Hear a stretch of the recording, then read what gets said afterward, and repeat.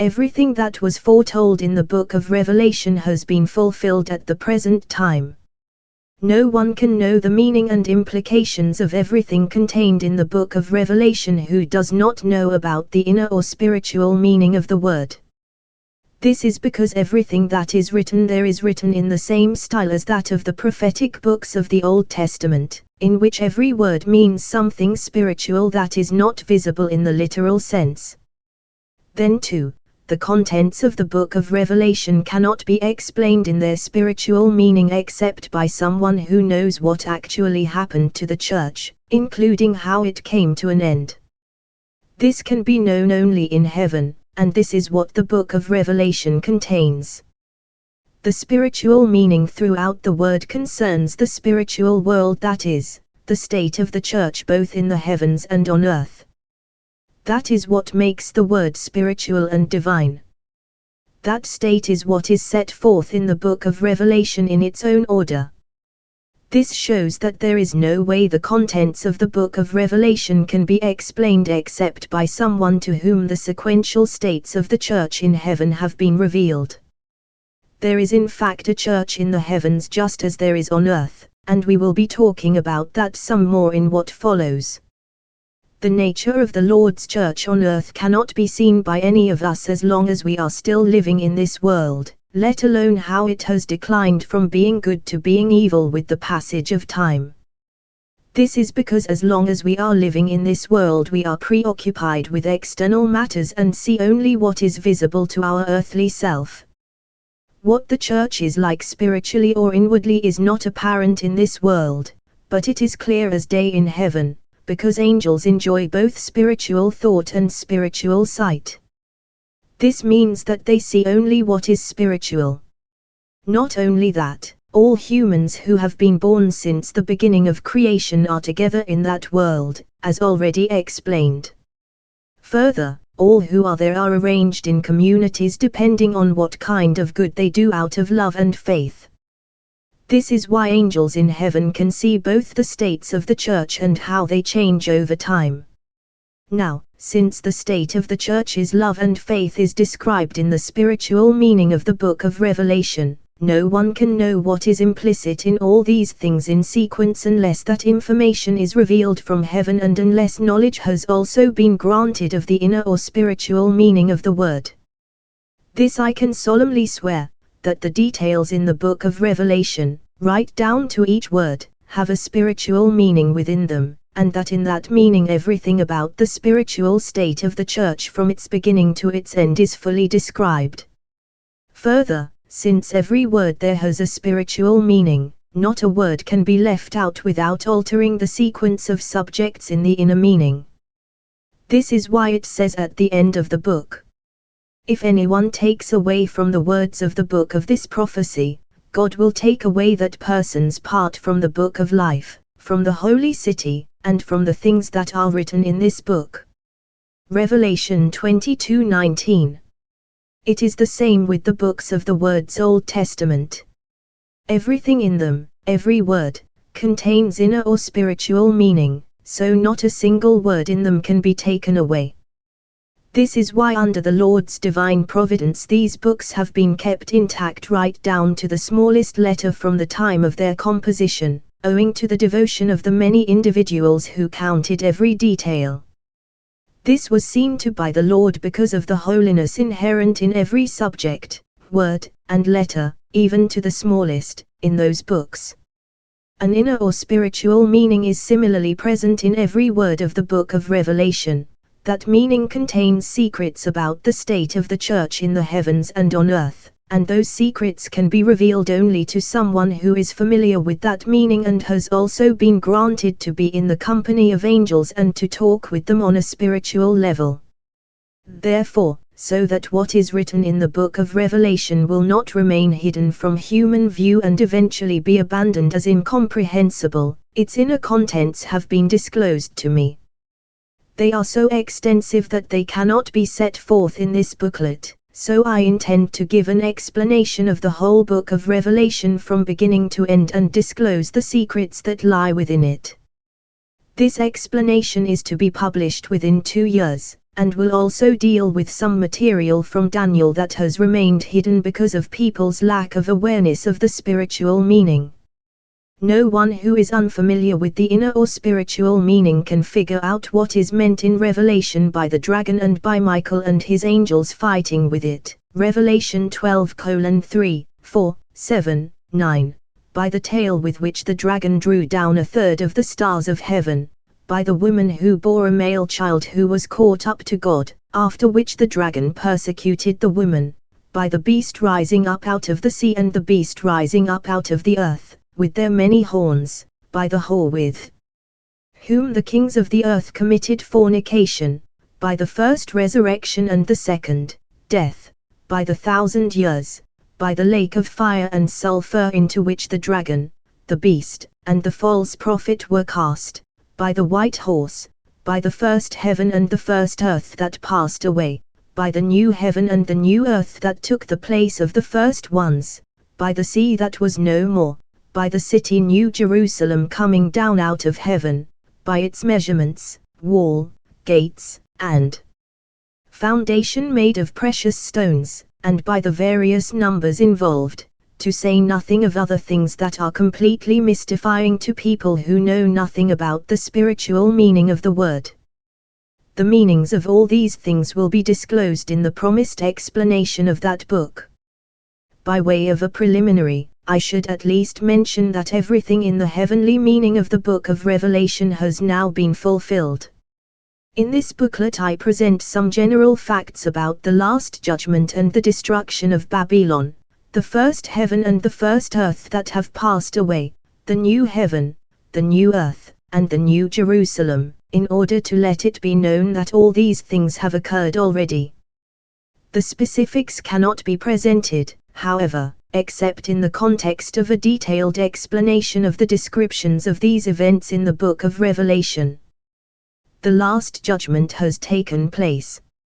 In its own chapter above, I explained that a last judgment takes place not in the physical world but in the spiritual world, where everyone who has lived since the beginning of creation is together, and because this is the case, no one, in the physical world, can tell when a last judgment has happened. Everyone expects it to happen here, believing it will change everything in the heavens we see above us, everything on this earth, and the whole of humankind. To prevent the people in the church who believe this from continuing to live in ignorance, to prevent people who think about the last judgment from having to wait for it forever, which will lead in time to an erosion of their trust in the things said in the literal meaning of the word about it, and therefore to prevent many from losing their faith in the word, I have been allowed to see with my own eyes that the last judgment has already taken place. The evil have been cast into various hells, the good have been raised into heaven, and in this way everything has been brought back into proper order, restoring the spiritual equilibrium between good and evil, and between heaven and hell. I have been allowed to see from beginning to end how the last judgment took place, as well as how Babylon was destroyed, how the people meant by the dragon were cast into the abyss, and how a new heaven was formed and a new church established in the heavens, the church meant by the New Jerusalem. I have been allowed to see all these things with my own eyes so that I could bear witness to them. The last judgment began early last year, in 1757, and was carried to completion by the end of that year. It is important to know, though, that the last judgment was carried out only on the people who lived from the Lord's time to the present day, and not on the people who lived before that. Last judgments have in fact previously taken place twice on this planet. One is described in the account of the flood in the Word, the other was carried out by the Lord when he was in this world.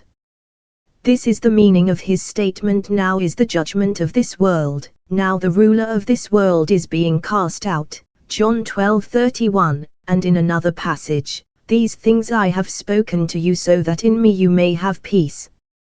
Take heart. I have overcome the world, John 16:33.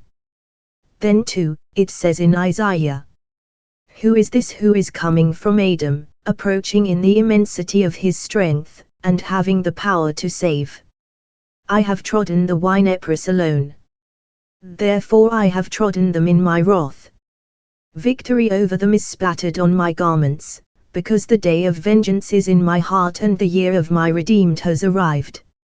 Therefore he became the Savior. Isaiah 63:1-8.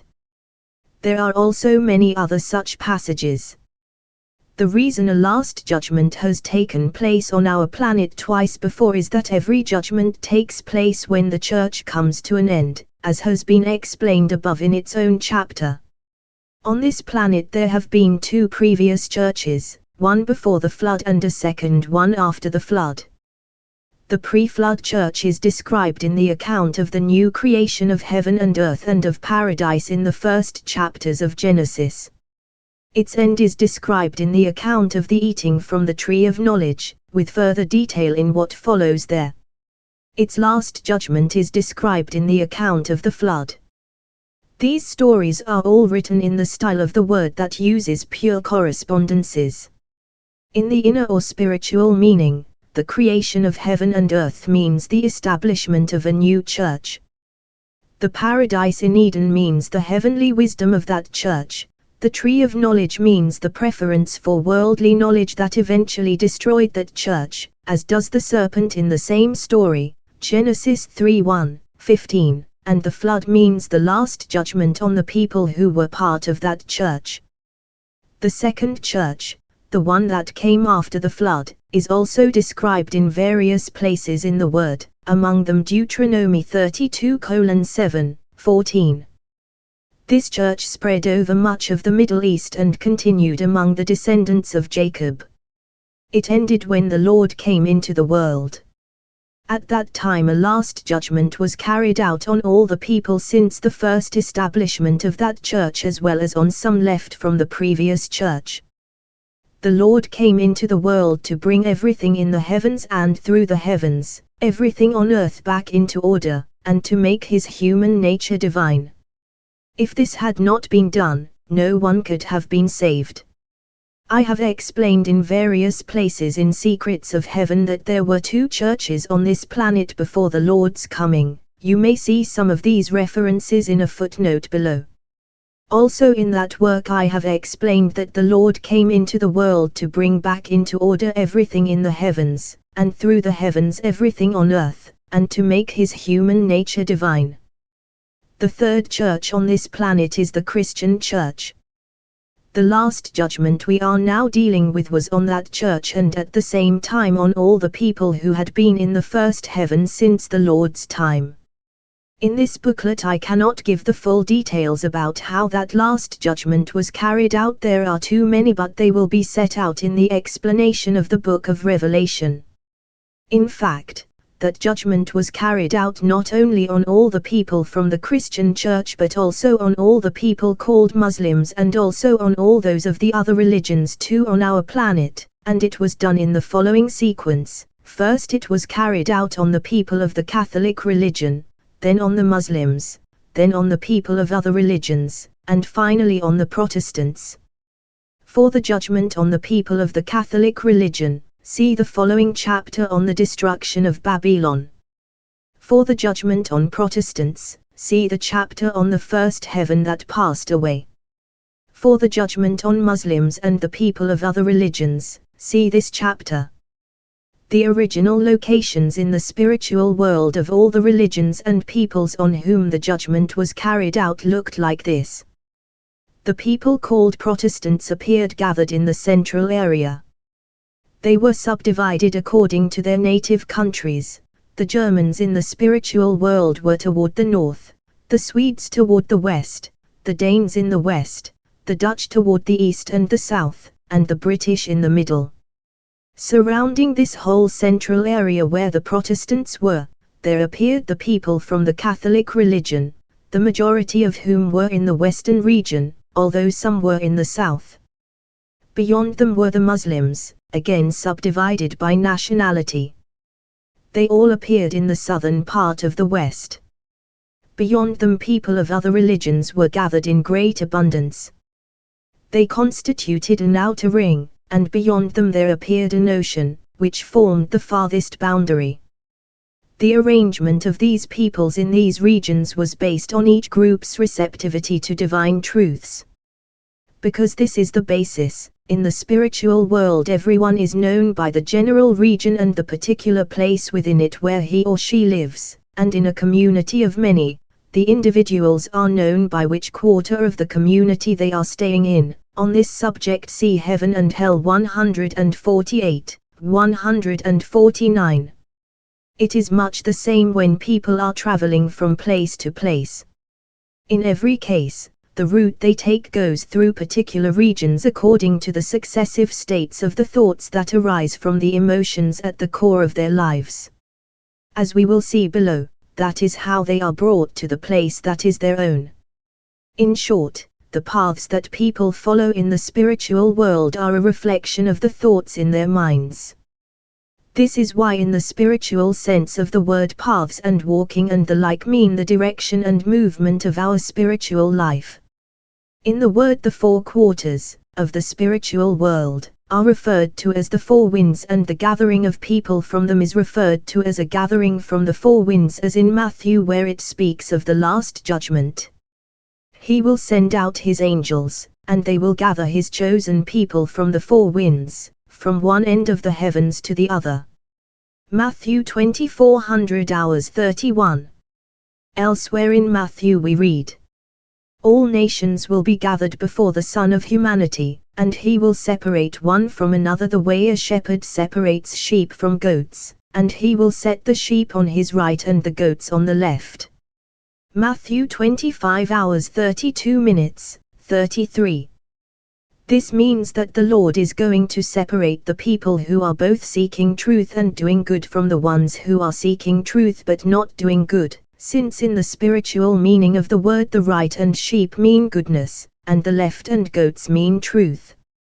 The judgment was not carried out on any others, since the evil who had no interest in truth were long since in hell. All the evil who at heart deny the existence of the divine and reject all belief in the Church's truths are cast into hell after they die. Therefore, such people were already in hell, before the judgment occurred. The first heaven that passed away was made up of people who were seeking truth but were not interested in doing good, and the new heaven was formed from the ones who were devoted to seeking truth and to doing good. As for the judgment on Muslims and those of other religions, which we are dealing with in this chapter, it took place as follows. The Muslims were led from the places where they had been gathered, in the southern part of the west, by a route that took them around the Christians. They went from the west through the north all the way to the southern borders of the east, and along the way the evil were separated from the good. The evil were thrown into swamps and lakes. Many of them were also scattered in a kind of desert on the periphery. The good, though, were led on through the east to a very spacious land toward the south and were given places to live there. The ones who were led all the way there were those who in the world had recognized the Lord as the greatest prophet and as the Son of God too, and had believed that he was sent by the Father to instruct humankind, and who had also lived lives that were both moral and spiritual in accord with the principles of their religion. Many of them, once they have been taught, accept faith in the Lord and acknowledge that he is one with the Father. They are also granted communication with the Christian heaven through an inflow from the Lord. They do not mix with that heaven, however, because their religious practice differs. The first thing all adherents of Islam do when they arrive among their own in the other life is to look for Muhammad, but he is nowhere to be seen. However, in his stead there are two others who call themselves Muhammads. They have obtained a central seat at the border of the Christian heaven, toward the left. The reason there are these two in Muhammad's stead is that after death we all, no matter what our religion, are brought to the people we revered in the world. This is because our religion clings fast to us. Only when we realize that these people cannot do us any good do we leave them. You see, the only way we can be led away from our false religious beliefs is first to be brought more fully into them.